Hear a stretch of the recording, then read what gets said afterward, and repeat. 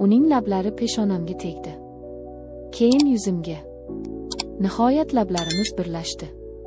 Bu shunday otashin ediki, men o'sha uzumzor soyasida o'zimni yo'qotdim va qayta tug'ildim. Mening ismim Nafisa. 19 yoshdaman. O'sha yoz hayotimdagi eng esda qolarli yoz edi. Institutdan qishloqdagi uyimizga yozgi ta'tilga qaytgandim. Kunlar bir maromda issiq va sokin o'tardi.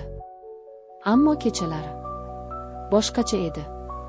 Osmonda yulduzlar charaqlar, havo salqin tortib, allaqanday sirli bir muhit hukm surardi.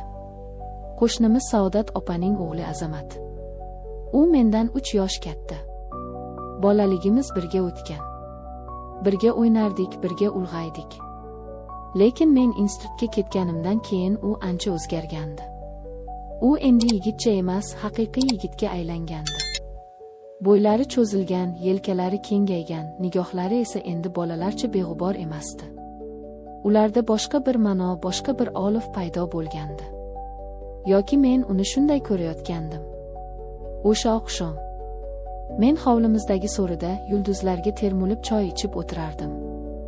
Orqamdan tanish, ammo endi chuqurlashgan ovoz eshitildi. Yana yolg'izlikni quchib o'tiribsanmi, Nafisa? Bu Azamat edi.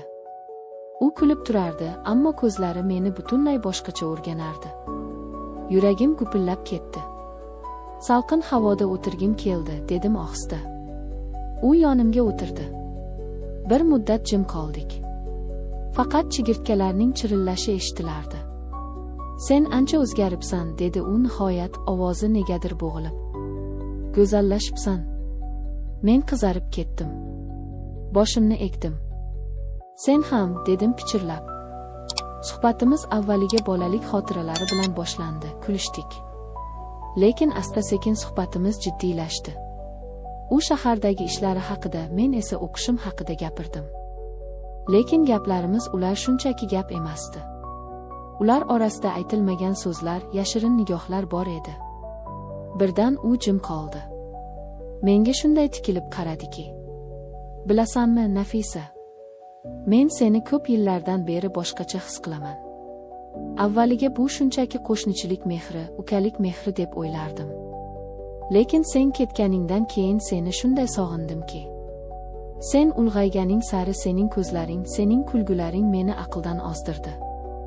Yuragim qafasdan chiqib ketayozdi. Men so'z topolmadim. Ammo ko'zlarim unga allaqachon javob berib bo'lgandi. U asta qo'limni ushladi. Qo'llari qaynoq, kuchli, ammo shunday mayin ediki. Men qarshilik ko'rsatmadim.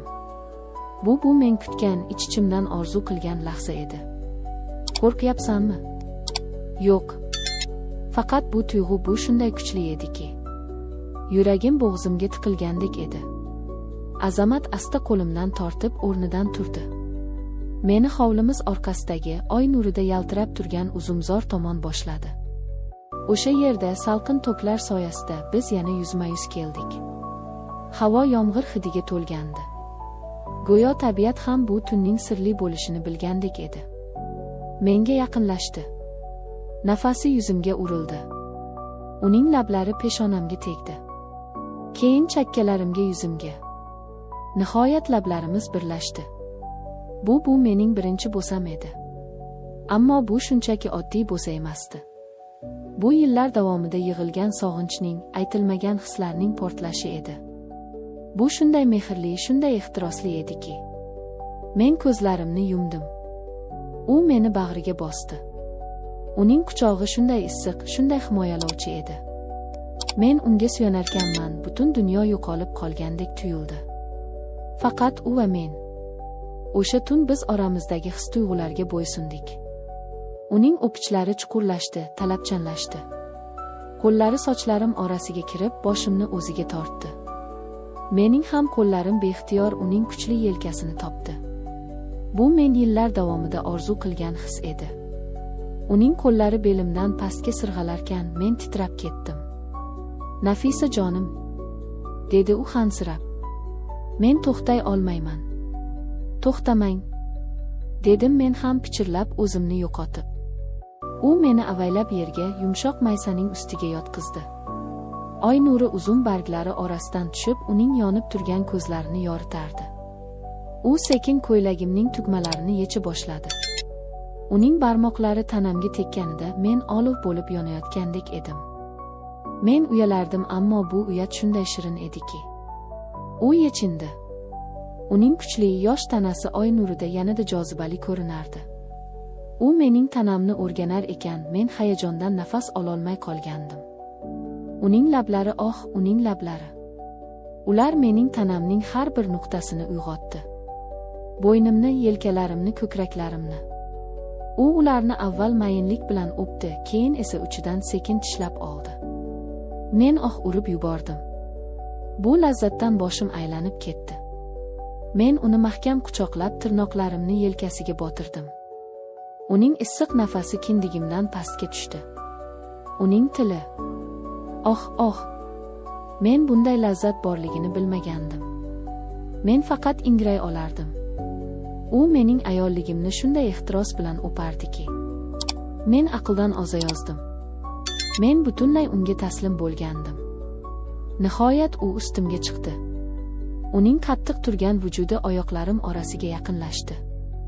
Men uning kattaligini his qilib bir zum qo'rqdim. "Bo'shashing, jonim", dedi u pichirlab. Sekin ammo ustalik bilan ichimga kirgazdi. Men ko'zlarimni qattiq yumib, labimni tishladim. Bu og'riq va lazzatning portlashi edi. U bir soniya to'xtadi. Keyin sekin harakatlana boshladi. Chuqur va mayin. Har bir harakat bilan men o'zimni yo'qotib borardim. Bu shunchalik kuchli, shunchalik yangi his ediki. Men uzoqqa bormadim. Men qattiq qaltirab, uning yelkasini tirnab bo'shashdim. U to'xtamadi. U jilmaydi. Endi haqiqiy lazzat boshlanadi, Nafisa. Endi u tezlashdi. Uning har bir zarbasi meni lazzatning cho'qqisiga olib chiqayotgandek edi. Men uning belini tirnardim, oyoqlarimni uning beliga chirmadim. Uning ingrashi mening ingrashim. Biz ikki vujud emas, bir butun olov edik. Nihoyat u chuqur ingrab, sochlarimdan tortgancha ichimga otildi. Men ham uning ortidan larzaga keldim, butun tanam qaltirab bo'shashdi. Biz bir necha daqiqa shunday qoldik, terlagan, hansiragan, ammo allaqanday bir g'alati, gunohkor baxtni his qilgan holda.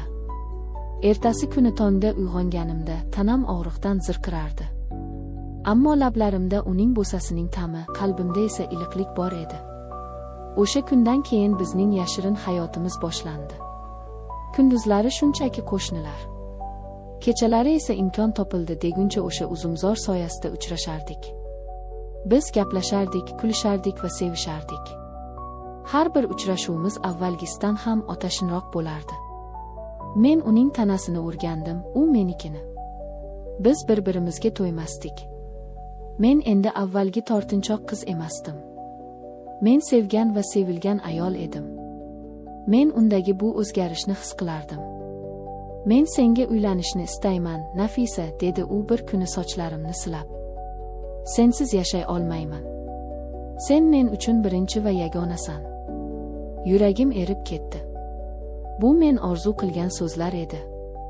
U meni nafaqat tanam uchun, balki qalbim uchun sevgan edi. Bugun biz turmush qurganmiz. Baxtlimiz. Har gal o'sha yozgi tunni eslasak, ikkimiz ham jilmayib qo'yamiz. Chunki bu nafaqat mening birinchi kecham, balki bizning abadiy sevgimiz boshlangan o'sha sehrli tun edi.